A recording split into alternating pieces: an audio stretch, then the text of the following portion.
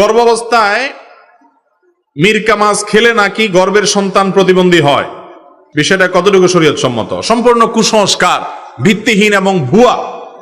যত ফতোয়া এদেশে আছে ভুল ফতোয়া, যত বাজে ফতোয়া আছে, ভুল মাসআলা আছে, ফতোয়াবাজি আছে, এটা এদেশে দুই শ্রেণীর মানুষের বিরুদ্ধে প্রয়োগ করা হয়। এক হলো মসজিদের ইমাম সাহেবদের বিরুদ্ধে ফতোয়া দেখবেন একটু বেশি, দরকারেও বেদরকারেও সত্য ফতোয়া যা থাকে, ভুয়া ফতোয়া আরো বেশি থাকে।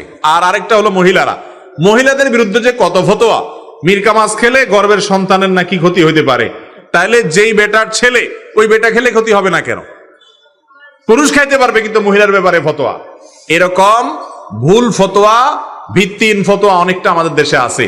গর্ভাবস্থায় কোনো নারীর জন্য কোনো খাবার নিষিদ্ধ হবে তখন যদি বৈজ্ঞানিকভাবে ডাক্তারি গবেষণার মাধ্যমে প্রমাণিত হয়, অভিজ্ঞতার মাধ্যমে প্রমাণিত হয় যে এই খাবারগুলো গর্ভবতীর জন্য ক্ষতিকর, তাহলে সেটা খাওয়া যাবে না।